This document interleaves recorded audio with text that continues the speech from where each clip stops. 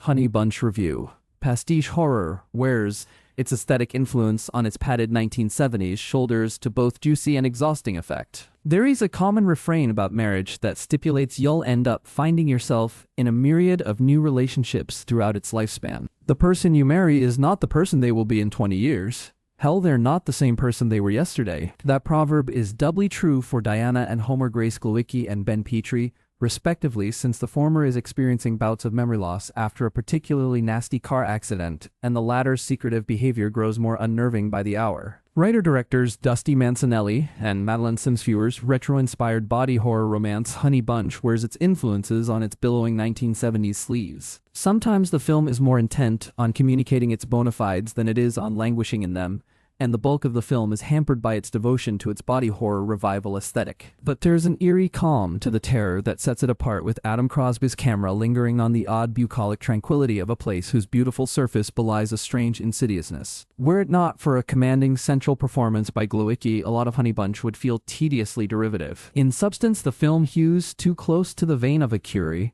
For Wellness Unsane, or even Shutter Island, all movies which mine their tension from a constant question of a character's sanity.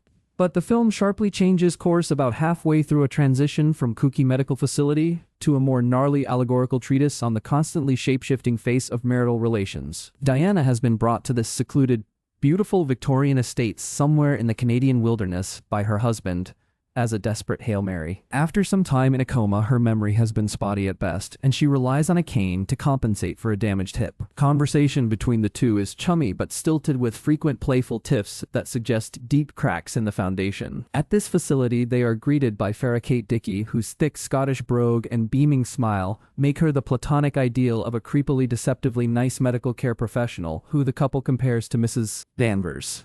Nothing seems terribly wrong here at first, except that the supposed miracle worker of a doctor is nowhere to be found, and much of the moment-to-moment care is difficult to decipher. One procedure involves Diana sitting strapped to a chair in front of seizure-inducing lights. Her medication prescription requires rapidly titrated dosages of something that is supposed to help with her memory and her sleep. But things get predictably weirder, with Diana stumbling upon multiple instances of slimy, deformed women that look remarkably like herself being treated and shouting out in agony. Stranger still, these visions seem to disappear. Stranger still, Diana witnesses a woman running away through the neighboring forest that no one acknowledges. As Diana's treatments progress, and she grows more and more suspicious of Homer's intentions, the film risks exhausting itself quickly in its own mystery box. There is not a ton of direction for the filmmakers to go after its initial setup, and it isn't until the film's final act that it regains its footing as something wholly distinct. With its sepia-tone film stock